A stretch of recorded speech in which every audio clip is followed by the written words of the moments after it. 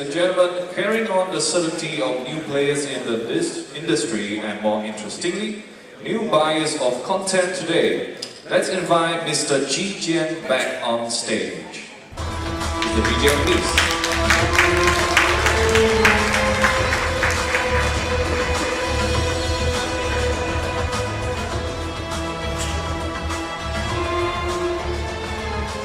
Next, we'd like to invite Mr. Karan Bedi, CEO of MX Player, to join Ji Jian on stage for this noteworthy dialogue.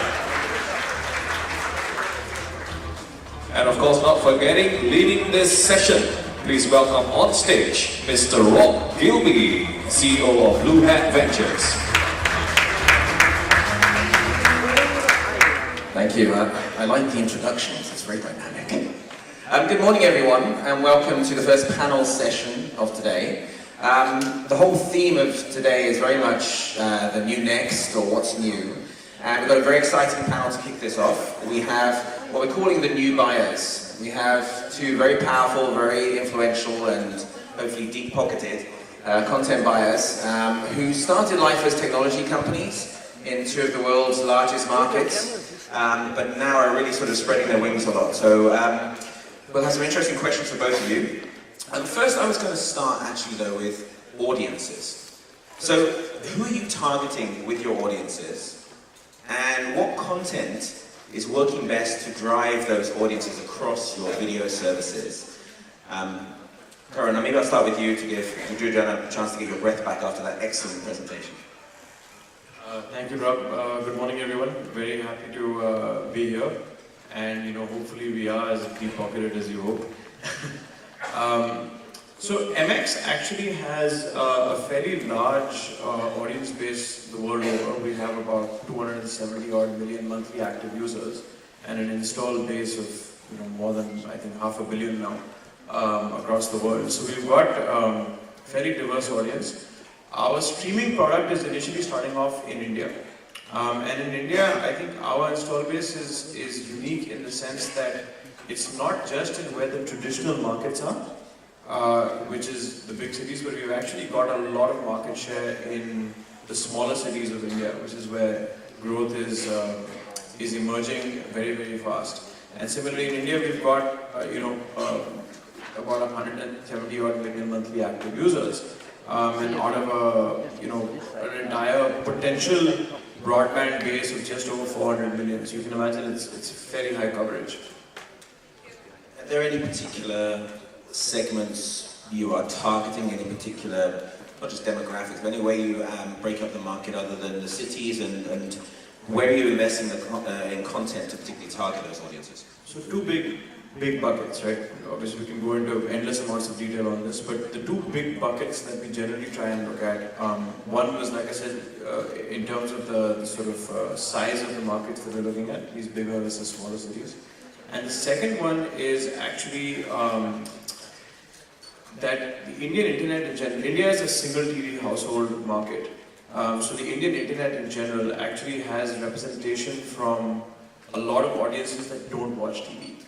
So you have a very large number of young consumers. Young and male is what our platform has, but young consumers in general that don't necessarily have stuff that's being made for them on TV, because they were never the traditional TV watchers. So that's another big bucket that we try and target. Consumers that don't necessarily stuff to watch on TV, and therefore we have a lot of our content eventually will try and cater to that. We'll come back a little bit later into some of the specific content types you're looking to target that demographic. Ju Jian, you showed in your presentation, you have a very wide footprint in terms of the services, video services you've launched globally, a lot of content partners. Are there any specific audiences that you're finding it more attractive or more important to target, and any particular content areas you're investing in that target those most attractive segments? So first, I'd like to reply to the first question. So actually, we have a very clear objective. We expect we can offer the best video user experience for Huawei smartphone user and Huawei carrier client subscribers. That's our long-term objective. So that's why we have entered content industry. So talking about the content partners, actually it depends on territorial requirement for our consumers and the subscribers. In different territories, actually, we have different content strategies. So we cooperate with different content partners for some specific business scenario. But generally speaking, we have clarified international partners globally. For example, filmmakers, TV series makers, documentaries makers, and other content providers already. So we cooperate first with this kind of popular content provider, and also we are still developing more and more local content partners as well. So that's what we are doing. So we've seen an explosion in the number of local, regional, and global streaming services. So Huawei Video is launching in a number of markets where there are existing players and new players are targeting. How are you differentiating? You know, what's going to attract content partners to your particular platform compared with the other platforms? Yeah, that's really a good question for us. Over the past 3 years, we feel it's quite difficult for us to start our video streaming services. It's quite difficult, more difficult than our video solutions business. So actually, we have prepared a lot for our video streaming service launch. For example, actually, we have a very strong R&D team. We applied a very advanced technology inside the streaming services.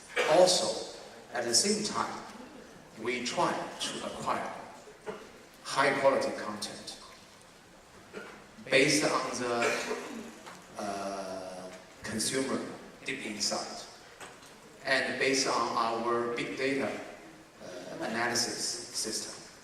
So anyway, we expect we can offer a best user experience, a new user experience for our consumers. So both for the video watching experience and content consumption experience. So that's what we are doing and what we try to do better in the future. And you mentioned that as part of that, you are open to lots of different business models, sharing-based models, whatever the revenue stream, ad-supported, telco, transactional. You said you're open to sort of different revenue models. How does that differ from maybe the traditional industry and some of the traditional business model structures between content partners and content distributors? So, traditionally, actually, the business model is flat fee, minimum guarantee plus revenue share, these kind of models. Actually, we have both TVer and as well this kind of traditional subscription services already.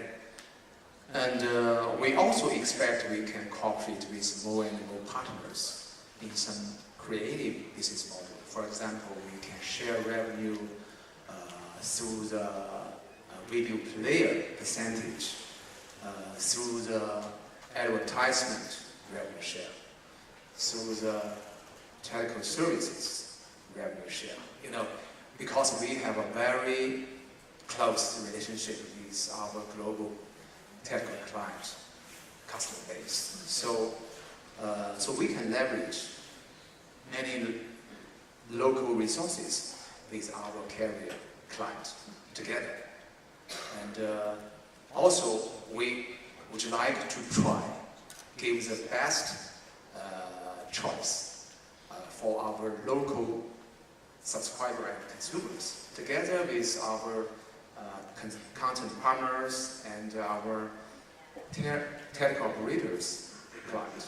So that's what we are considering and what we are doing now. a very partnership-driven approach. Karan, just turning to you, India has been one of the hottest markets for streaming services, whether it is Hotstar or Voot or all the other players, Amazon Prime obviously active. How are you going to differentiate in that market, and particularly now your parent, Times Internet Group, invested, what's your plans to kind of differentiate and stand out? As you said, it's an exciting market, lots and lots of players, but I think the most exciting thing is actually that it is still a very, very, very under-mediated market. So, and especially with, so if you look at it, there are about 200 million TV households in India, and single TV households, so that's 200 million TVs, give or take. There are now 400 odd million broadband subscribers in India, which just the number of screens available for people to watch is double. Where we come in is actually very interesting on a couple of fronts. One is that our coverage of this market is very unique, what I mentioned earlier on, which is that we have coverage not just in the traditional media markets. We have distribution way, way, way beyond what any traditional TV network or any of the names that you mentioned actually have. So I think that's one very, very big advantage that we have, that we can actually get access to. The second one is that obviously with the Times Group, there is a huge ability to actually create and build brands. In the end, this business is about content, right? This business is about people wanting to watch something, however they get it. And the ability to convey what we have, being able to convey that to users, to consumers, to actually then who will come onto our platforms, is something that the Times Group is fairly unparalleled in the country. It's the biggest media company and has been for decades. So I think those two are very, very big points of view on that. And then obviously the other big thing we have to continue doing is innovating on content. So we currently do web series, TV shows, movies, short content, music videos, across the board. And we've gone much further than what a traditional sort of OTT platform generally would have. Can you give some examples of some of the shows, the original programming that you're working on, or any particular original content partnerships that really stand out and be part of a signature identity of your platform? So, as of now, like I said, we're sort of, we haven't sort of started marketing the platform yet. We've just sort of been in the R&D phase. Tease us. What's coming? So I think, fairly soon you'll see a lot of the stuff that we actually want to be leading out with. So today we've got, partners from across the world and India. So we've, some interesting things I can share. We've got one of the biggest TV networks in India on the platform, doing very well. We've got a company called Alt Balaji. Balaji is one of the largest producers in India across television and now web content. They're a partner. We are partnered with a whole bunch of other interesting producers. A lot of the large content owners across India and international players. We're making a very interesting move on a bunch of international content, but not beyond the traditional big studio stuff. There's a whole bunch of interesting content we think is relevant culturally to India, which we think can be represented in India in a more localized fashion. We're doing that. And then of course original is where all the action is going to be soon. And in that one, we're planning for more than maybe 20 or 30 shows over the next year and a half. We've been at it for the last 7-8 months. Producing, we're working with all the large, producers, directors in India. Just to share a few examples, one of the shows we're coming out with is very interesting. It's a 2-minute mention. India is actually a country where marriages are usually arranged. Boy and girl are made to meet via family. So as you can imagine, it's a fairly interesting dynamic where you can do something interesting. So we've got a show that's comedic in nature, but actually comments on the social impact of this entire transaction, so to speak. So stuff like that. We've got that. We've got political biopics. We've got big action thrillers. We've got kids content across the board. So, Jujan, you put up a slide showing your incredible breadth of partners, many who have deep libraries. What are some of the most exciting content that you're featuring on the platform? And is there any original programming you're investing in that stands out? Part of the identity? You mean original content? Original content, not just libraries, but original. Okay. So to be honest, actually, we don't have clear planning for original content, because we now we are only focused on platform, focus on content aggregation. Actually, we only focus on how can we improve the video business operation for our own streaming services and also for our carrier client platform. So I think in the upcoming several years we don't have planning for original content. So it's open for our global content partners, so we can cooperate with any content partners for their original content. But you're open to pitches? Yeah. So actually in China, in China it's a very competitive market. So we are also working together with OTT players. We also cooperate with them. Also, we can acquire their original content in China. So even overseas, we can do the same thing.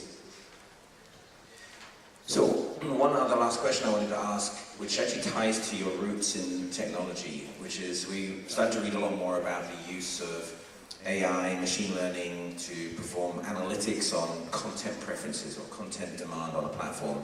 To what extent are you using or planning to use machine learning and AI to analyze the content preferences and program your service or drive your commissioning decisions? And how are you balancing that with the kind of human curation aspect? So again, very interesting times to be in for that question. So as you can imagine, we have to do both. I think that traditionally, obviously, programming has been a very core part of any media company's strength. But if you look at it today, it's hard to ignore the fact that we have literally big data, right? We have, like I said, massive user base. As you can imagine, we get a lot of data about what people are watching.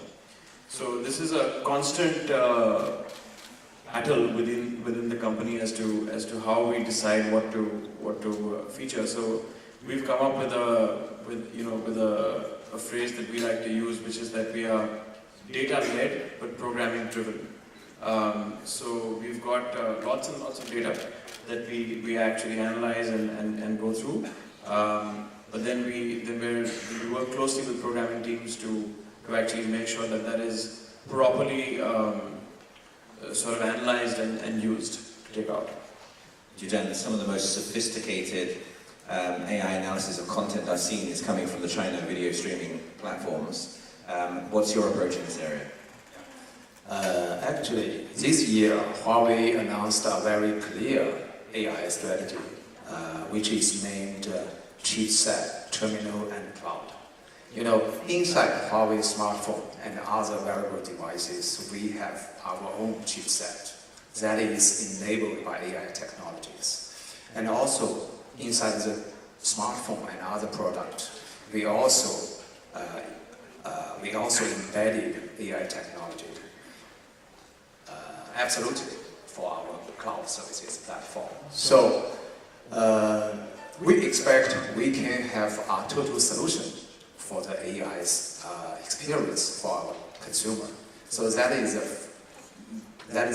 a basement for our AI technologies. And on the other side, actually, for our video streaming services, actually we have a very strong data analysis system.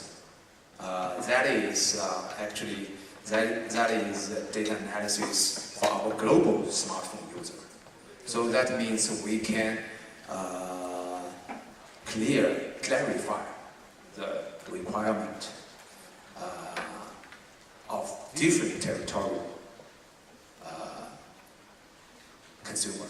So then we can do the specific for their requirement. So anyway, with the hardware and software support, we expect we can offer the intelligent video streaming services, music streaming services, and other cloud services to our global product user. That is our objective and what we are doing now. Great. So, closing words. We have a lot of content producers and distributors in the audience. Any messages for them if they're going to come and pitch you to invest in their portfolio of content? Karan, you first. Like I mentioned earlier, there's 400 million smartphones, broadband smartphones in India, growing at some crazy rate. There's likely to be a lot of consumers that have not been tapped yet. So very happy to meet with everybody and get a sense of what people have, but sky's the limit. Yeah. So each year, actually, in MIPCOM, ATF, Hong Kong Film are in different territorial exhibition and forum. Actually, my team, they are working together with our content partners and potential content partners. We expect we can find more opportunities in some specific territorial projects. So, you know, we already have a huge user base, both for carrier, subscriber, and smartphone users. But we still need to launch our video services step by step, territory by territory. But anyway, we expect we can serve our global consumer subscriber together with our global content partners. So that's our very clear content strategy. Great, well, we're out of time. Please join me in thanking our panelists, Jujan and Karan. Thank you. Thank you, Rob. Thank you, everybody. Thank you, Rob, Karan, and Jijian. So, ladies and gentlemen, please stay tuned for the next session as we go in conversation with iQIYI.